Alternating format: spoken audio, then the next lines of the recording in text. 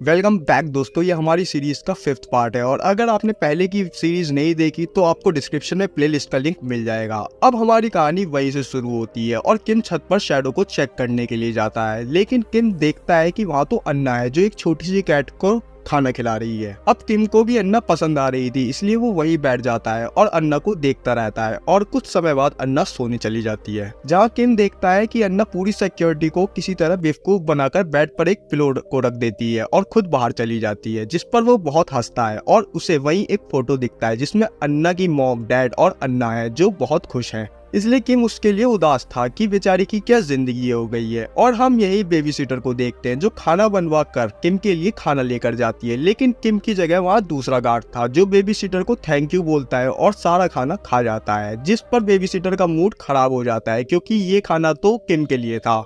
अब baby sitter चाहकर भी कुछ नहीं कर पाती और मुंह फुलाकर वहां से चली जाती है। अब सुबह हो जाती है जहां हम अपोजिट पॉलिटिशियन को देख पाते हैं जो कुछ प्लेयर्स के साथ बात कर रहा था। एक्चुअली वो अपना वोट बैंक बढ़वाने के लिए आया था और फिर कुछ उन्हें पैसे बांटता है और तभी उसका गार्ड बताता है चोई की आंटी खत्म हो गई है, जिस पर वो पॉलिटिशियन वहां चलने के लिए बोलता है और हम वहीं किम को देखते हैं जो उस पर नजर रख रहा था।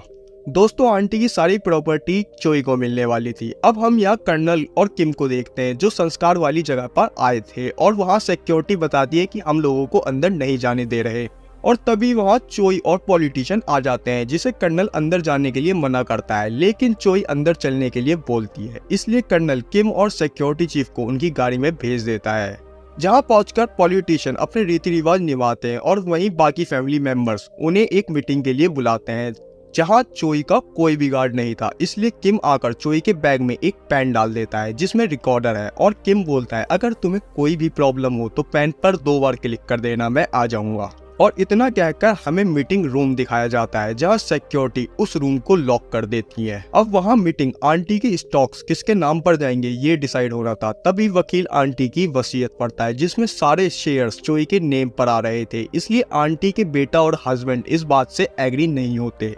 दोस्तों, आंटी का बेटा सौतेला था, इसलिए आंटी ने चोई के नेम पर अपने सारे शेयर्स कर दिए, लेकिन आंटी के हस्बैंड नहीं मानते और चोई से स्टॉक्स को अपने नाम पर बेचने के लिए कहते हैं और साथ में उसकी इंसल्ट करते हैं, जिस पर चोई उस पेन का रिकॉर्डर ऑन कर देती है। लेकिन वहाँ चोई की मॉम, भाई और पॉलिटिशियन सब आंटी के हस्बैंड का पक्ष लेते हैं। दोस्तों, चोई की मॉम और भाई भी सौतेले थे, लेकिन चोई नहीं मानती और तभी गुस्से में उसका पेन गलती से टेबल के उस पार चला जाता है और चोई का भाई उस पेन का रिकॉर्डर बंद कर देता है, जिसे किम और सिक्योरिटी चीफ सुन रहे थे। अब उन्हें कुछ अजीब लगता है, लेकिन चीफ बोलता है कि ये कॉन्फिडेंशियल डील है और मिस चोई हमें ये नहीं सुनाना चाहती, लेकिन किम को कुछ अजीब लग रहा था, इसलिए वो मीटिंग रूम की तरफ चल पड़ता है।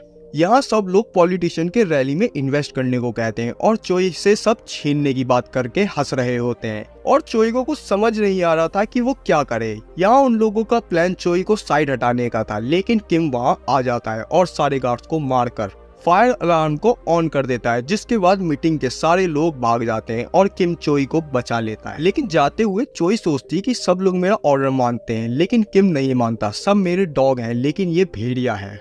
और अब चोई पॉलिटिशियन को छोड़कर खुद चलने के लिए बोलती है, जहां वो किम को डांटती है कि मेरे आदेश के बिना अब से कभी ये काम मत करना, और सीधे 9 ब्लूज में चलने के लिए बोलती है। अब वहां पहुंचने के बाद सारे गार्ड्स को वहीं छोड़कर चोई 9 ब्लूज में जाती है। यहाँ किम शोर लेने जा रहा था, लेकिन वो ताऊ उसको पकड़ लेते हैं और उसको खाना खिलाने ले जाते हैं और किम को खुद अपने हाथों से खाना खिला रहे थे। एक्चुअली में ताऊ उस नर्स को पटाना चाहता था और इसलिए किम को खिलाने के बाद ऑफिस ले जाकर नर्स को इम्प्रेस करने के लिए किम को वहां मारते हैं और उसे एक धोबी पछाड़ देते हैं, लेकिन नर्स ताऊ का टकला फोड़ देती है, जिस पर किम ताऊ को संभालता है और फिर सीन सीधे ताऊ की पट्टी करते हुए दिखाया जाता है, जहां नर्स ताऊ को डांटती है, लेकिन ताऊ की ट्रिक काम कर गई थी और नर्स हमारे ताऊ से इम्प्रेस हो जाती है। फिर ताऊ किम को थैंक्स बोलते हैं। अब सीन सीधे रात का दिखाया जाता है, जहाँ किम एक पैन में वाटर बॉईल होने के लिए रख देता है और उसके साथ में रेमन रख देता है, जहाँ कुछ देर बाद अन्ना आती है और वो ये सब देखकर खुश हो जाती है और नाच नाच कर रेमन बनाती है, जिसे देखकर किम बहुत खुश होता है। लेकिन अन्ना कैमरा को ढक देती है, लेकिन किम दूसरे कैमरा से अन्ना को देख रहा था जो बहुत खुश थी। अब किम को भी अच्छा लग रहा था, लेकिन तभी वहाँ बेबी सिटर आ जाती है और किम पर लाइन मार रही थी, लेकिन किम किसी तरह उसको अवॉइड करता है। तभी बेबीसिटर के पास कर्नल का फोन आता है जिसे किम की ड्यूटी करने के लिए बोला जाता है और उसी टाइम एक गार्ड आता है जो किम को 9 ब्लूज चलने के लिए बोलता है, वो भी बहुत रिस्पेक्ट के साथ। और किम आकर बैठता है तो गार्ड उसे सर पीछे बैठ जाइए ऐसा बोलता है, जिस पर किम को समझ नहीं आता। अब वो लोग ऑफिस आते हैं जहाँ किम के सामने सब गर्दन झुका रहे थे और किम को कुछ समझ नहीं आता। अब वो लिफ्ट में जाता है और 9th फ्लोर पर जाता है, लेकिन लिफ्ट में उसको उसकी आईडी स्कैन करने के लिए बोला जाता है, जिसके बाद वो अपनी आईडी स्कैन करता है और लिफ्ट ऊपर जाने के बजाय नीचे जाती है, यानी कि 9 ब्लूज एक सीक्रेट बिल्डिंग है और शायद उसका प्रमोशन हो गया है। आपको क्या लगता है? और इसी सस्पेंस के साथ ये एपिसोड यहीं खत्म होता है। और दोस्तों, आपको इस सीरीज में मजा आ रहा है तो प्लीज कमेंट करके बताएं, और अगर आपकी कोई पर्सनल डिमांड है तो भी बताएं। धन्यवाद।